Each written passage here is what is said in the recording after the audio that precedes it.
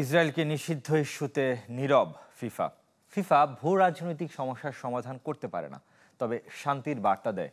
জুরিখে council সভায় ফিলিস্তিনের football ফেডারেশনের সভাপতি জিব্রিল রাজোবের সাথে দেখা করে এমন মন্তব্য করেছেন ফিফা সভাপতি জিয়ানি ইনফান্তিনো। বিশ্ব ফুটবলে ইসরায়েলের ভূমিকা কি হবে তা উয়েফার নির্ধারণ করা উচিত জানিয়েছেন ভিক্টর মন্টাগলিয়ানি। ফিলিস্তিনে জায়নবাদীদের আগ্রাসনে যখন নিশ্চুপ পশ্চিমা বিশ্বের মোড়লরা, সেই ছোঁয়া লেগেছে বিশ্ব ফুটবলের নিয়ন্ত্রক সংস্থা ফিফায়ও। আন্তর্জাতিক ফুটবল থেকে ইসরায়েলকে নিষিদ্ধের দাবিতে যখন একাধিক দেশ, ফুটবলাররা, তখন জুরিখে ফিফার কাউন্সিল বৈঠকে এই প্রসঙ্গই ওঠেনি। উদাসীন সভাপতি জিয়ান্নি ইনফান্তিনো। ফিলিস্তিন ফুটবল ফেডারেশনের সভাপতি জিব্রিল রাজোবের সাথে কথা বলে গাজায় গণহত্যা নিয়ে দায়সারা জবাব এই ফুটবল অভিভাবকের।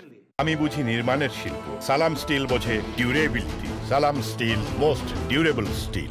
ফিফা ভূ রাজনৈতিক সমস্যার সমাধান করতে পারে না, তবে শান্তির বার্তা দিতে পারে। বিভক্ত পৃথিবীতে মানুষকে ঐক্যবদ্ধ করতে পারে। বিশ্বের বিভিন্ন জায়গায় যারা যুদ্ধের জন্য ক্ষতির মুখে, তাদের জন্য ফিফার সমবেদনা আছে। তার আগের দিন ইসরায়েলকে নিষিদ্ধে উয়েফার কোর্টে বল ঠেলে দিয়েছিলেন ফিফার সহ সভাপতি ভিক্টর মন্টাগলিয়ানি। ইসরায়েল প্রথমত উয়েফার সদস্য। ফুটবলে এই দেশটার ভূমিকা কি হবে তা উয়েফার নির্ধারণ করা উচিত। উয়েফার যে কোনো সিদ্ধান্তকে আমরা সম্মান জানাবো। ইসরায়েল নিয়ে ফিফার দ্বিচারিতা স্পষ্ট।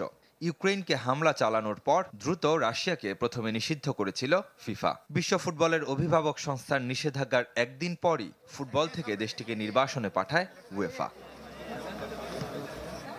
64 দলের অংশগ্রহণে 2030 বিশ্বকাপ আয়োজন সম্ভব কিনা, মূলত এ নিয়ে জুরিখে বৃহস্পতিবার ফিফার কার্যনির্বাহী সভা অনুষ্ঠিত হয়।